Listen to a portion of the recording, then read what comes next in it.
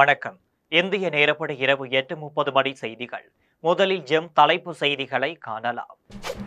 கடவுள் சிவபெருமான் ஆசியுடன் பகல்காம் தாக்குதலுக்கு பலி தீர்த்தி வாரணாசியில் நடைபெற்ற அரசு நிகழ்ச்சியில் பிரதமர் நரேந்திர மோடி உரை.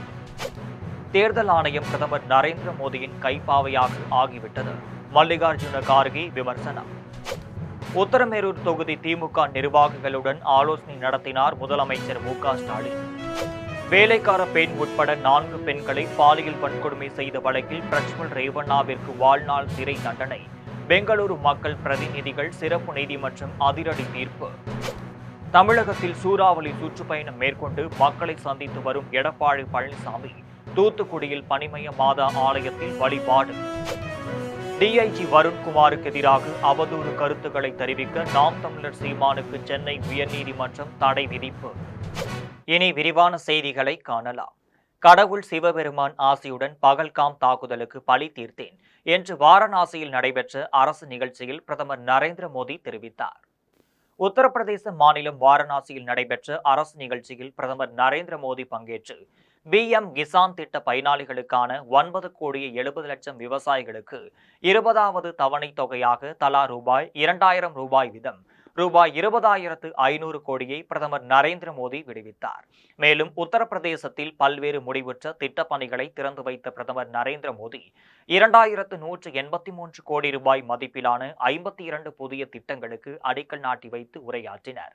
அப்போது பகல்காம் பயங்கரவாத தாக்குதலில் 26 பேர் உயிரிழந்த சம்பவம் எனது இதயத்தில் துக்கத்தை ஏற்படுத்தியது என்றும், நமது மக்களின் குங்குமத்தை இழக்க செய்தவர்களை பழி தீர்த்த நான் உறுதியளித்தேன் என்றும், கடவுள் சிவபெருமான் ஆசியுடன் ஆபரேஷன் சிந்தூர் நடவடிக்கை மூலம் பகல்காம் தாக்குதலுக்கு பழி தீர்த்தேன் என்றும், நாட்டு மக்கள் 140 கோடி பேரின் ஒற்றுமையே ஆபரேஷன் சிந்தூரின் வலிமையாக மாறியது என்றும் பிரதமர் நரேந்திர மோடி தெரிவித்தார். ஏழைகள், ஒடுக்கப்பட்டவர்கள் மற்றும் சிறுபான்மையினரின் வாக்குரிமையை தேர்தல் ஆணையம் பறிக்க நினைக்கிறது என்றும், தேர்தல் ஆணையம் பிரதமர் நரேந்திர மோடியின் கைப்பாவையாக ஆகிவிட்டது என்றும் மல்லிகார்ஜுன கார்கே விமர்சித்துள்ளார். பீகாரில் சட்டசபை தேர்தல் வருவதையொட்டி அங்கு வாக்காளர் பட்டியல் சிறப்பு தீவிர திருத்தப் பணி நடைபெற்று வருகிறது. 2003ஆம் ஆண்டிற்கு பிறகு வாக்காளர் பட்டியலில் பெயர் சேர்க்கப்பட்டவர்கள் தங்கள் குடியுரிமையை நிரூபிக்க தேவையான ஆவணங்களை அளிக்க வேண்டும் என்று தேர்தல் ஆணையம் கூறியிருப்பது சர்ச்சையை ஏற்படுத்தியுள்ளது. இதற்கு எதிர்க்கட்சிகள் கடும் கண்டனம் தெரிவித்து வருகின்றனர். இந்த நிலையில் டெல்லியில் நடைபெற்ற அரசியலமைப்பு சவால்கள், கண்ணோட்டங்கள் மற்றும் பாதைகள் என்ற தலைப்பில் நடைபெற்ற ஒருநாள் மாநாட்டில் மல்லிகார்ஜுன கார்கே பங்கேற்று பேசினார்.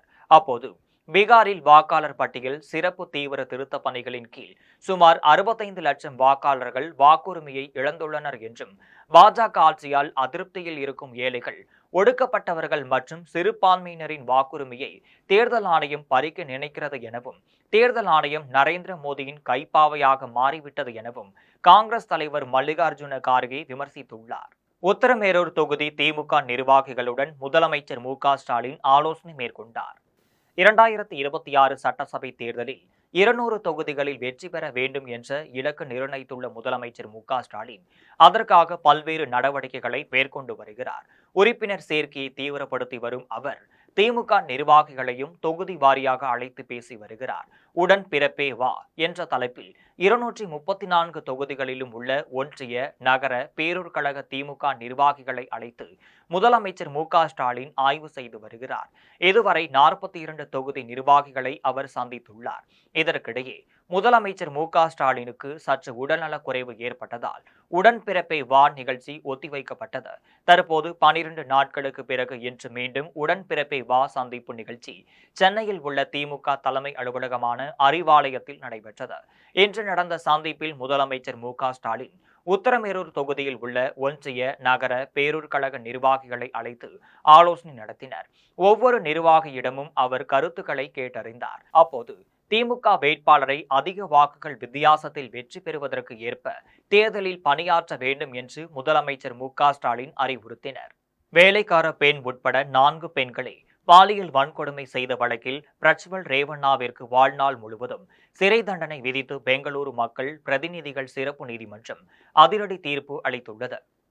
முன்னாள் பிரதமர் தேவகவுடாவின் பேரனும் முன்னாள் அமைச்சர் SD ரேவண்ணாவின் மகனுமான கர்நாடக மாநிலம் ஹாசன் தொகுதியின் ஜனதாதளம் கட்சியின் முன்னாள் நாடாளுமன்ற உறுப்பினர் பிரஜ்வல் ரேவண்ணா என்பவர் வேலைக்காரர் பெண் உட்பட 4 பெண்களை பாலியல் வன்கொடுமை செய்ததாக அவர் மீது வழக்கு பதிவு செய்யப்பட்டனர். அது பற்றி சிறப்பு புலனாய்வு குழு காவல்துறையினர் விசாரணை நடத்தியதை அடுத்து பிரஜ்வல் ரேவண்ணாவை காவல்துறையினர் கைது செய்து பரபரப்பான அக்ரஹாரா சிறையில் அடைத்தனர். இந்த வழக்கின் விசாரணையை முடித்து பெங்களூரு மக்கள் பிரதிநிதிகள் சிறப்பு நீதிமன்றத்தில் பிரஜ்வல் ரேவண்ணாவிற்காக எதிராக குற்றப்பத்திரிகையும் தாக்கல் செய்யப்பட்டது.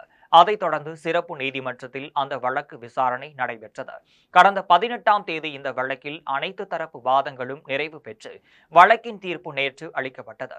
அதில் முன்னாள் பிரதமர் தேவகவுடாவின் பேரன் பிரஜ்வல் ரேவண்ணா குற்றவாளி என தீர்ப்பளித்தது. தண்டனை விவரம் இன்று அளிக்கப்படும் என்று நீதிமன்றம் தெரிவித்திருந்த நிலையில் இன்று பிரஜ்வல் ரேவண்ணாவிற்கு வாழ்நாள் முழுவதும் சிறை தண்டனை விதித்து அதிரடி தீர்ப்பு அளிக்கப்பட்டுள்ளது. மேலும் ரூபாய் 10 லட்சம் அபராதமும் விதிக்கப்பட்டுள்ளது. தமிழகம் முழுவதும் சூறாவளி சுற்றுப்பயணம் மேற்கொண்டு மக்களை சந்தித்து வரும் அதிமுக பொதுச் செயலாளர் எடப்பாடி பழனிசாமி தூத்துக்குடி பனிமய மாதா ஆலயத்தில் வழிபாடு செய்தார். அதிமுக பொதுச் செயலாளரும் சட்டமன்ற எதிர்க்கட்சி தலைவருமான எடப்பாடி பழனிசாமி தமிழகம் முழுவதும் சட்டமன்ற தொகுதி வாரியாக மக்களை காப்போம், தமிழகத்தை மீட்போம் என்ற சூறாவளி சுற்றுப்பயணத்தை மேற்கொண்டு மக்களை சந்தித்து வருகிறார். அந்த வகையில் இன்று எடப்பாடி பழனிசாமி தூத்துக்குடியில் உள்ள தனியார் விடுதியில் தொழில் முனைவோர், விவசாயிகள், உப்பு உற்பத்தியாளர்கள், மீனவர்கள் மற்றும் வழக்கறிஞர்களோடு கலந்துரையாடினர். அதன் பின்னர் தூத்துக்குடியில் உள்ள பனிமய மாதா ஆலயத்தில் எடப்பாடி பழனிசாமி சிறப்பு வழிபாடு செய்தார். அப்போது அதிமுக முன்னாள் அமைச்சர்கள் சண்முகநாதன், கடம்பூர் ராஜு, செல்லப்பாண்டியன் மற்றும் அதிமுக நிர்வாகிகள் உடன் இருந்தனர். டிஐஜி வருண்குமாருக்கு எதிராக அவதூறு கருத்துக்களை தெரிவிக்க நாம் தமிழர் கட்சியின் தலைமை ஒருங்கிணைப்பாளர் சீமானுக்கு சென்னை உயர்நீதிமன்றம் தடை விதித்துள்ளது. நாம் தமிழர் கட்சியின் தலைமை ஒருங்கிணைப்பாளர் சீமான் மற்றும் ஐபிஎஸ் அதிகாரி வருண்குமார் ஆகியோர் இடையே அண்மை காலத்தில் கருத்து மோதல்கள் இருந்து வருகிறது. இருவரும் பரஸ்பரம் மாறி மாறி கருத்துக்களை தெரிவித்து வருகின்றனர். இந்த நிலையில் தனக்கு எதிராக பொதுவெளியில் சீமான் ஆதாரம் இல்லாமல் அவதூறு கருத்துக்களை தெரிவிப்பதால் தனது பெயருக்கு களங்கம் ஏற்பட்டுள்ளதால் எதிர்காலத்தில் தனக்கு எதிரான அவதூறான ஆதாரமில்லாத கருத்துக்களை தெரிவிக்க சீமானுக்கு தடை விதிக்க கோரி ஐபிஎஸ் அதிகாரி வருண்குமார் சென்னை உயர்நீதிமன்றத்தில் வழக்கு தாக்கல் செய்தார். அந்த மனுவில் சீமான் தனக்கு 2 கோடியே 10 லட்சம் ரூபாய் மான நஷ்ட ஈடு வழங்க வேண்டும் எனவும் கோரியிருந்தார். இந்த வழக்கு நீதிபதி கே குமரேசன் பாபு முன்பு விசாரணைக்கு வந்தது. அப்போது சீமான் தரப்பில் வழக்கறிஞர் சங்கர் ஆஜராகி வழக்கு எண்ணிடும் நிலையில் உள்ளது என்றும் பதிலளிக்க அவகாசம் வழங்காமல் தற்போது எந்த இடைக்கால உத்தரவும் பிறப்பிக்க கூடாது எனவும் ஏற்கனவே மதுரை அமர்வில் அவதூறு வழக்கு நிலுவையில் உள்ளது எனவும் தெரிவித்தார். இதை ஏற்க மறுத்த நீதிபதி திருச்சி சரக டிஐஜி வருண்குமாருக்கு எதிராக சீமான் பேச இடைக்கால தடை விதித்து உத்தரவிட்டார். மேலும் மனுவிற்கு பதிலளிக்க சீமானுக்கு உத்தரவிட்டு விசாரணையை அடுத்த வாரம் தள்ளி வைத்தார். தமிழகத்தில் ஜூலை 12இல் நடைபெற்ற என்பிஎஸ்சி குரூப் 4 தேர்வை ரத்து செய்ய வேண்டும் என வலியுறுத்தி தஞ்சாவூரில் மாணவர்கள் கண்டன ஆர்ப்பாட்டத்தில் ஈடுபட்டனர். தஞ்சை மாவட்ட ஆட்சியர் அலுவலகத்தில் பனகல் கட்டிடம் முன்பு போட்டித் தேர்வர்களின் நலசங்கம் சார்பில் ஜூலை 12இல் நடைபெற்ற குரூப் 4 தேர்வை ரத்து செய்ய வேண்டும், குரூப் 4 தேர்வை பழைய சிலபஸ் படி நடத்த வேண்டும் என வலியுறுத்தி மாணவர்கள் கண்டன ஆர்ப்பாட்டத்தில் ஈடுபட்டனர். அப்போது குரூப் 2, குரூப் 2A முதன்மை தேர்வு ரத்து செய்யப்பட்டு 2018இல் இருந்ததை போன்று 100 கேள்விகள் பொது தமிழிலும் 100 கேள்விகள் பொது அறிவிலிருந்து கேட்கப்படக்கூடிய ஒரே தேர்வாக நடத்தப்பட வேண்டும் என மாணவர்கள் கோஷமிட்டனர். மேலும் டிஎன்பிஎஸ்சி தேர்வு வினாத்தாள் வெளியானதால் மறுதேர்வு நடத்த வேண்டும் என்று அரசியல் கட்சி தலைவர்கள் வலியுறுத்தும் நிலையில் தற்போது டிஎன்பிஎஸ்சி குரூப் 4 தேர்வை ரத்து செய்ய வேண்டும் என அரசிற்கு மாணவர்கள் கோரிக்கை விடுத்துள்ளனர். மேலும் தேர்வில் 30 கேள்விகள் பாடத்தில் இல்லாத கேள்விகள் கேட்கப்பட்டுள்ளதாகவும் இதனால் மாணவர்கள் பாதிக்கப்படுவதாகவும் தெரிவித்தனர். காட்டுமன்னார் கோவில் பேரூராட்சியில் நடைபெற்ற உங்களுடன் ஸ்டாலின் திட்ட முகாமை பேரூராட்சி மன்ற தலைவர் கணேசமூர்த்தி துவங்கி வைத்தார். கடலூர் மாவட்டம் காட்டுமன்னார் கோவிலில் அரசினர் ஆண்கள் மேல்நிலைப் பள்ளியில் உங்களுடன் ஸ்டாலின் திட்ட சிறப்பு முகாம் நடைபெற்றது. முகாமிற்கு பேரூராட்சி மன்ற தலைவர் கணேசமூர்த்தி தலைமை தாங்கினார். வார்டு உறுப்பினர் உஷா சுப்பிரமணியன் அனைவரையும் வரவேற்றார். வட்டாட்சியர் பிரகாஷ், கல்விக்குழு தலைவர்கள் முத்துசாமி, ஜெயபாண்டியன், குமாரராஜா ஆகியோர் முன்னிலை வகித்தனர். முகாமில் 43 துறைகளை சார்ந்த அதிகாரிகள் பங்கேற்று பொதுமக்களிடம் இருந்து மனுக்களை பெற்றனர். முகாமில் கலைஞர் மகளிர் உரிமை தொகை பெறுவதற்கு அதிக அளவில் மக்கள் மனுக்கள் அளித்தனர். மருத்துவத்துறை சார்பில் கர்ப்பிணி பெண்களுக்கு மருந்து பெட்டகங்கள் வழங்கப்பட்டது. முகாமில் பேரூராட்சி துணைத் தலைவர் ராஜேஸ்வரி மணிமாறன், வார்டு உறுப்பினர்கள் கிருஷ்ணன், சொர்ணம் அறிவழகன், அருள் செல்வி, இளவரசன், நூர்ஜஹான், ஜாகிர், திவ்யகுமார், ஆனந்தி வசந்தி, சீலா ராணி, செல்லதுரை, சாதிக் உள்ளிட்ட பலர் கலந்து கொண்டனர். முகாம் இறுதியில் செயல் அலுவலர் தங்கவேலு நன்றி தெரிவித்தார். குடியாத்தம் ரோட்டரி சங்கத்தின் சார்பில் நடைபெற்ற கண் சிகிச்சை முகாமில் கண் அறுவை சிகிச்சைக்காக 60 பேர் தேர்வு செய்யப்பட்டனர். வேலூர் மாவட்டம் குடியாத்தம் ரோட்டரி சங்கத்தின் சார்பில் மாபெரும் கண் சிகிச்சை முகாம் ரோட்டரி அரங்கில் சங்க தலைவர் சந்திரன் தலைமையில் நடைபெற்றது. முகாமில் ரோட்டரி ஆளுநர் பழனி, கல்வியாளர் ராஜேந்திரன், கம்பன் கழக தலைவர் வழக்கறிஞர் பூபதி ஆகியோர் கலந்து கொண்டு மருத்துவர்களுக்கும் சால்வை அணிவித்து வாழ்த்து தெரிவித்தனர். அதன் பின்னர் முகாமினை தொடங்கி வைத்தனர். முகாமில் கோவை சங்கரா கண் மருத்துவமனையின் சிறப்பு மருத்துவ குழுவினர் கலந்து கொண்டு கண் சம்பந்தமான தூர பார்வை, கிட்ட பார்வை, கண்ணில் சதை வளர்ச்சி, கண்ணில் புரை நீக்குதல், தொடர் ஒற்றை தலைவலி உள்ளிட்ட பிரச்சனைகளுக்கு ஆலோசனை மற்றும் சிகிச்சை அளித்தனர். முகாமில் கண் அறுவை சிகிச்சைக்காக சுமார் 60 பேர் தேர்வு செய்யப்பட்டு கோவைக்கு அனுப்பி வைத்தனர். இதில் பல்வேறு பகுதிகளைச் சேர்ந்த பலர் கலந்து கொண்டு பயனடைந்தனர். இதனைத் தொடர்ந்து முகாமில் பங்கேற்ற அனைவருக்கும் உணவு வழங்கப்பட்டது. வாலாஜாபேட்டையில் நலன் காக்கும் ஸ்டாலின் திட்ட மருத்துவ முகாமினை தமிழக கைத்தறி மற்றும் துணிநூல் துறை அமைச்சர் ஆர் காந்தி மக்கள் பயன்பாட்டிற்காக தொடங்கி வைத்தார். சென்னையில் தமிழக முதலமைச்சர் மு.க.ஸ்டாலின் மக்கள் எளிய முறையில் பயன்பெறும் வகையில் நலன் காக்கும் ஸ்டாலின் சிறப்பு திட்ட முகாமினை 38 மாவட்டங்களில் முதலமைச்சர் மு.க.ஸ்டாலின் காணொலி காட்சி வாயிலாக தொடங்கி வைத்தார். அதன் தொடர்ச்சியாக ராணிப்பேட்டை மாவட்டம் வாலாஜாபேட்டை அரசு ஆண்கள் மேல்நிலைப் பள்ளியில் மாவட்ட ஆட்சியர் முனைவர் சந்திரகலா தலைமையில் நடைபெற்ற சிறப்பு முகாமில் தமிழக கைத்தறி மற்றும் துணிநூல் துறை அமைச்சர் ஆர் காந்தி சிறப்பு விருந்தினராக கலந்து கொண்டு பள்ளி வளாகம் முழுவதும் போடப்பட்டிருந்த மருத்துவ முகாம்களை பார்வையிட்டு ஆய்வு செய்து நலன் காக்கும் ஸ்டாலின் என்ற திட்ட முகாமினை மக்களின் பயன்பாட்டிற்காக தொடங்கி வைத்தார். முகாமில் பொது மருத்துவம், அறுவை சிகிச்சை, எலும்பு மூட்டு அறுவை சிகிச்சை, மகப்பேறு, கண் மருத்துவம், காது, மூக்கு, தொண்டை, பிசியோதெரபி, ரேடியாலஜி, சுவாச மண்டல மருத்துவம், நீரிழிவு உட்பட 17 வகையான மருத்துவ சேவைகள் அந்தந்த துறை சார்ந்த மருத்துவர்கள் மூலமாக பொதுமக்களுக்கு வழங்கப்பட்டு வருகிறது. முகாமில் மாவட்ட ஆட்சியர் முனைவர் சந்திரகலா பேசினர். அப்போது ராணிப்பேட்டை மாவட்டத்தில் 2ஆம் தேதி முதல் தொடங்கி டிசம்பர் 27ஆம் தேதி வரை 3 கட்டங்களாக நலன் காக்கும் ஸ்டாலின் உயர் சிறப்பு மருத்துவ முகாம் நடைபெற உள்ளது என்றும் அதன்படி ஒவ்வொரு வாரம் சனிக்கிழமை நாட்களில் காலை 9 மணி முதல் மாலை 4 மணி வரை நடைபெறும் முகாமிற்கு மக்கள் சென்று தங்களுடைய உடல் நலன்களை பரிசோதனை செய்து நலன் பெறலாம் என்று மாவட்ட ஆட்சியர் சந்திரகலா தெரிவித்தார்.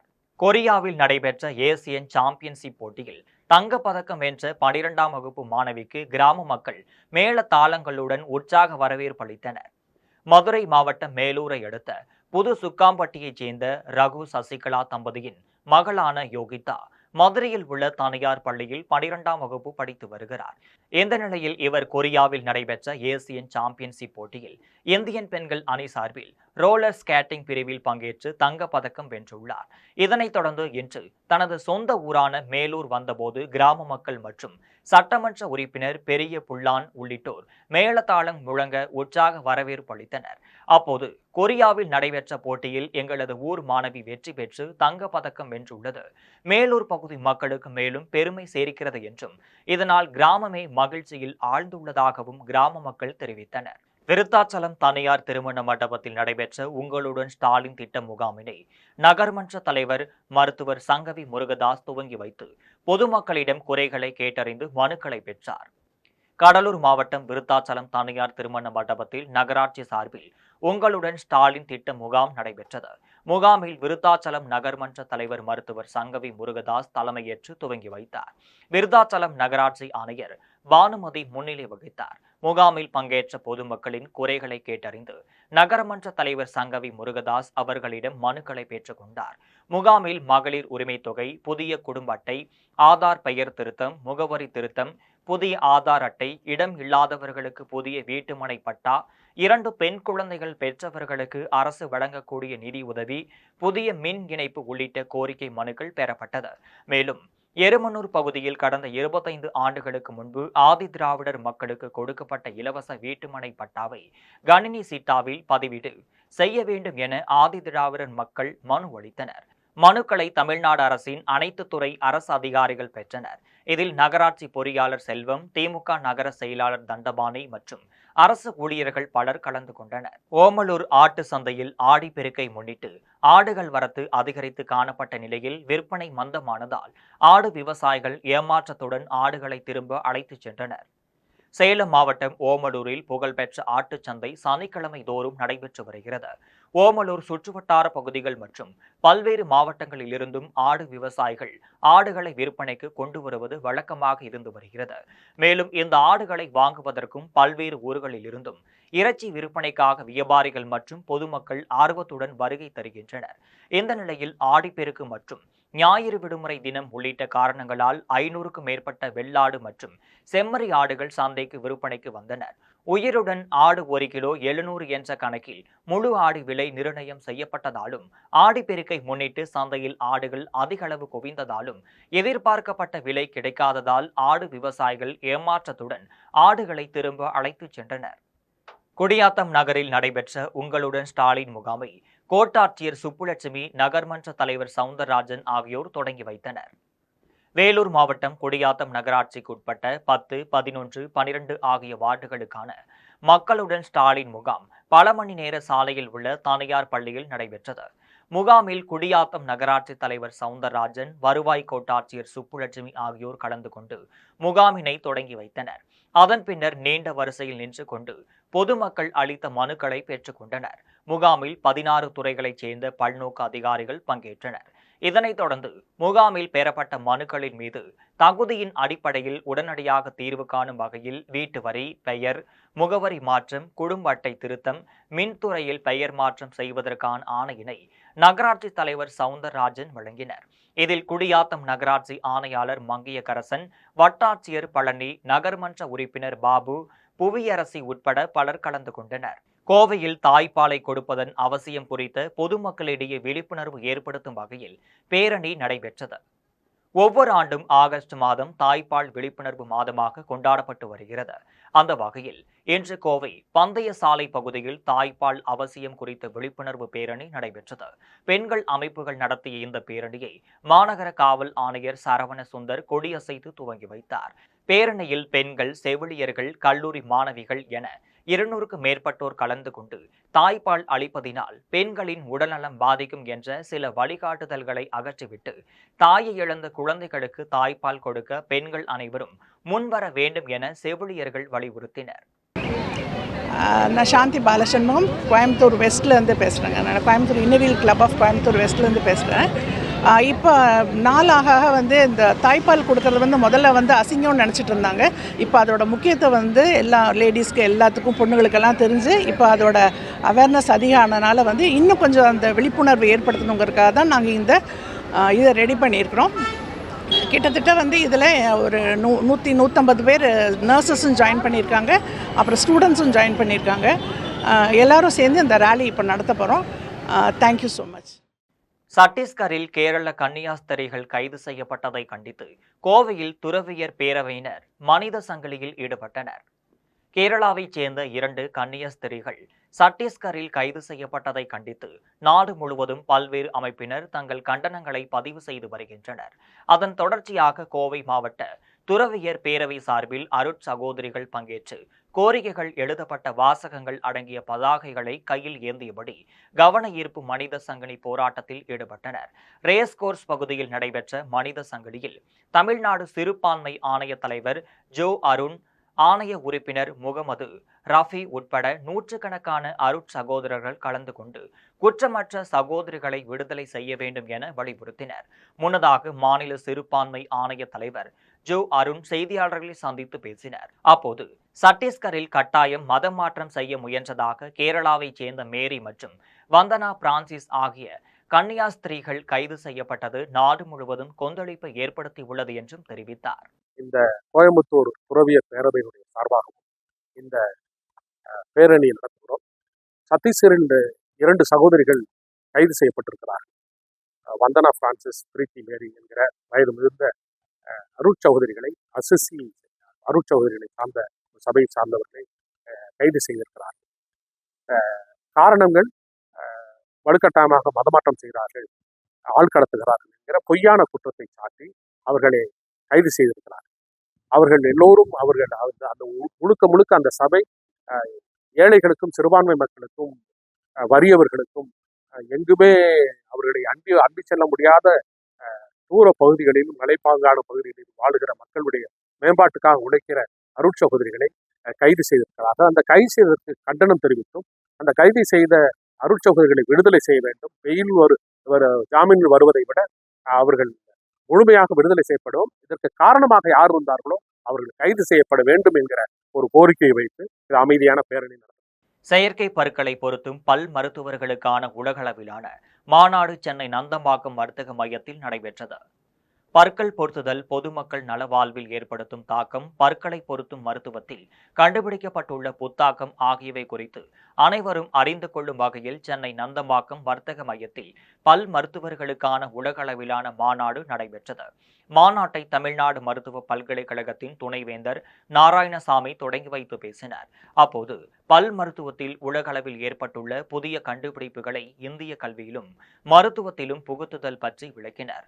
உலகளவில் உள்ள வல்லுநர்களை ஒருங்கிணைந்த சங்கத்தின் முயற்சிகளுக்கு இலங்கையின் நலவாழ்வு துணை இயக்குனர் சந்தன் கஜநாயக்கா, ராகாஸ் பல் மருத்துவக் கல்லூரி தலைவர் கனகராஜ் ஆகியோர் பாராட்டு தெரிவித்தனர். மாநாட்டிற்கான ஏற்பாடுகளை சங்கத்தின் நிறுவன தலைவர் சிவசங்கர், நிறுவன செயலர் ஜான்சன் ராஜா ஜேம்ஸ், பொருளாளர் ஜான் நேசன், அறிவியல் தலைவர் தியானேஸ்வரன் ஆகியோர் செய்திருந்தனர். மாநாட்டில் பல் மருத்துவ வல்லுநர்கள் பங்கேற்று பல் பொருத்தும் முறைகள் குறித்தும், அறுவை சிகிச்சை, முப்பரிமாணம், பட்டம் ஆகியவை குறித்தும் உரையாற்றினர். மாநாட்டின் உலகின் பல்வேறு நாடுகளைச் சேர்ந்த 400க்கும் மேற்பட்ட பிரதிநிதிகள் கலந்து கொண்டனர். My colleague Dr. Johnson will talk about it.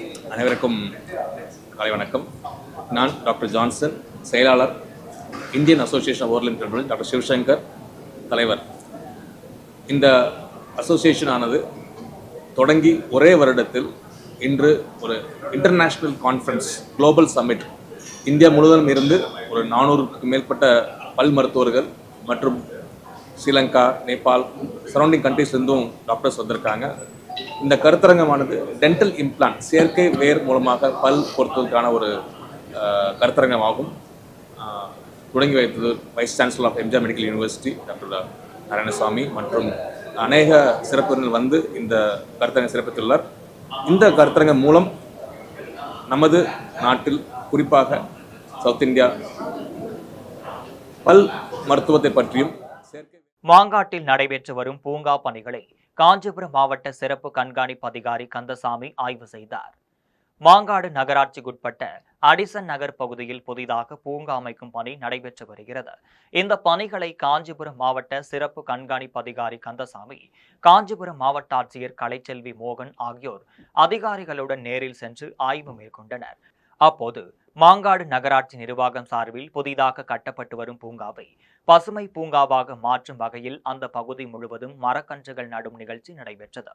இதில் மாவட்ட ஆட்சியர் கலைச்செல்வி மோகன் கலந்து கொண்டு மரக்கன்றுகளை நட்டு வைத்தனர். இதில் மாங்காடு நகர்மன்ற தலைவர் சுமதி முருகன், நகராட்சி கமிஷனர் ராணி உட்பட பலர் கலந்து கொண்டனர்.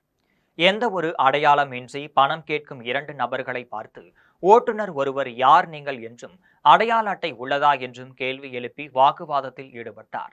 இந்த காட்சிகள் தற்போது சமூக வலைதளத்தில் வைரலாகி வருகிறது.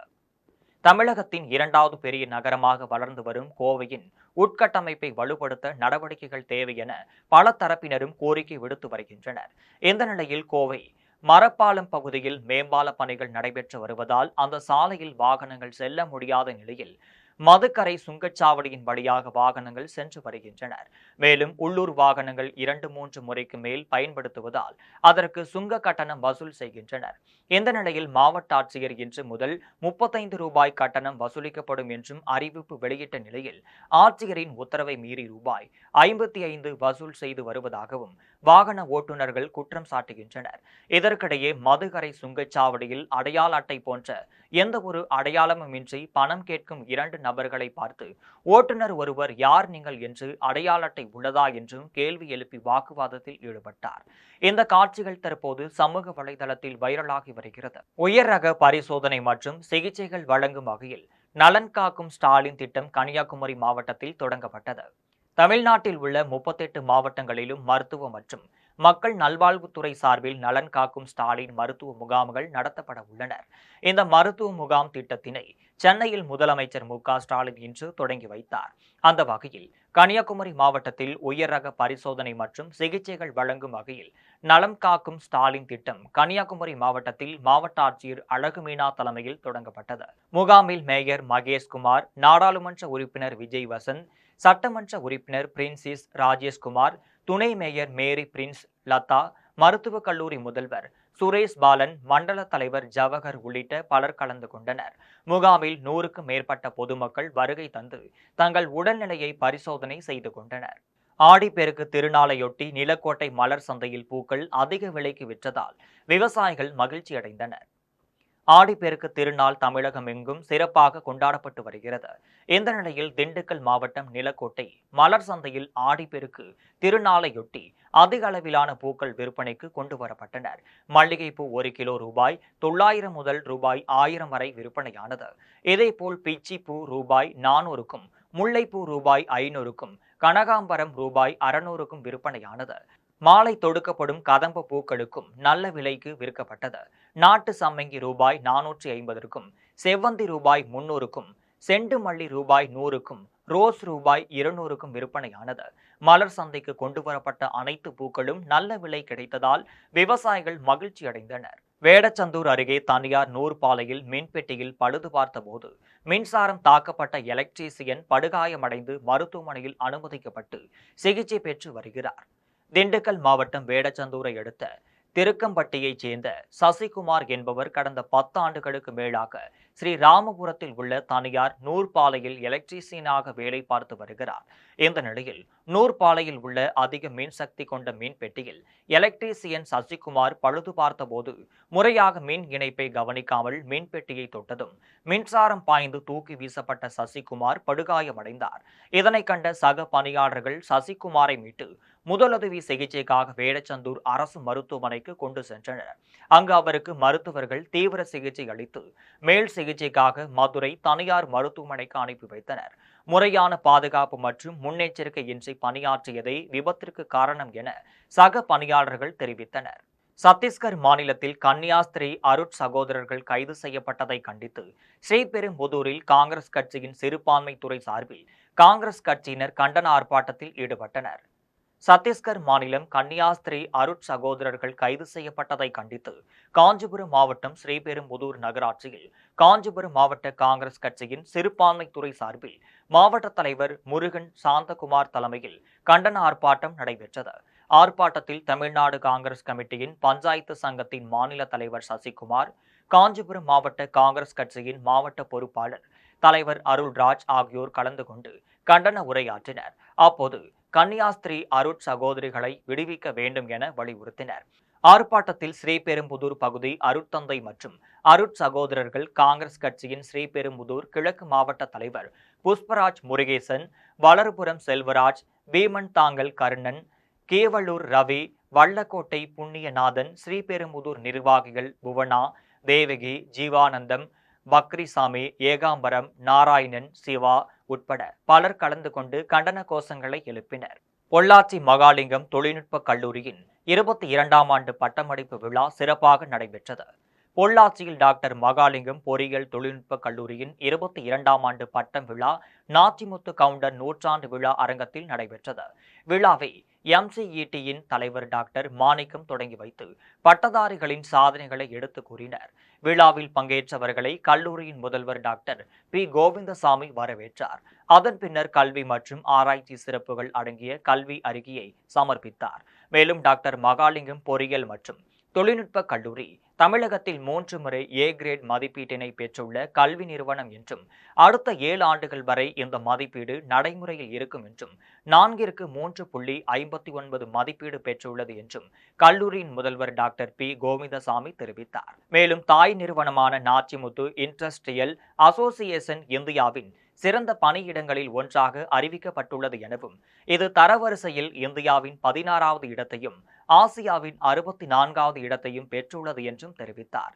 விழாவில் சென்னை இன்பனைன் கம்ப்யூட்டர் சொல்யூஷன் நிறுவனத்தின் மூத்த இயக்குனர் சோபா சுரேஷ் நிதின் சிறப்பு விருந்தினராக கலந்து கொண்டு சிறப்புரையாற்றினர். அதனைத் தொடர்ந்து 716 பட்டதாரிகளுக்கும் பட்டங்களை வழங்கி பேசினர். அப்போது 11 தங்க பதக்கங்கள், 12 வெள்ளி பதக்கங்கள், 14 வெண்கல பதக்கங்கள் மாணவ மாணவிகளுக்கு வழங்கப்பட்டது. பட்டங்கள் வழங்கிய பின்னர் MCETயின் தாளாளர் ஸ்ரீ ஹரிஹர சுதன் மாணவர்களை வாழ்த்தினர். விழா பொது தொடர்பு அலுவலர் நாகராஜன், பல்வேறு துறை தலைவர்கள், பேராசிரியர்கள் மற்றும் மாணவர்கள் கலந்து கொண்டு சிறப்பித்தனர். விருத்தாச்சலம் கோட்டாட்சியர் அலுவலகத்தில் நரிக்குறவர் இன மக்கள் ரத்து செய்யப்பட்ட பட்டாவை மீண்டும் தங்களுக்கே வழங்க உத்தரவிட வேண்டும் என கோரிக்கை மனு அளிக்க வந்தபோது கோட்டாட்சியர் விஷ்ணு பிரியா இது குறித்து எதுவும் பேசவில்லை என கூறி திருப்பி அனுப்பிவிட்டதாக நரிக்குறவர் இன மக்கள் தெரிவித்தனர்.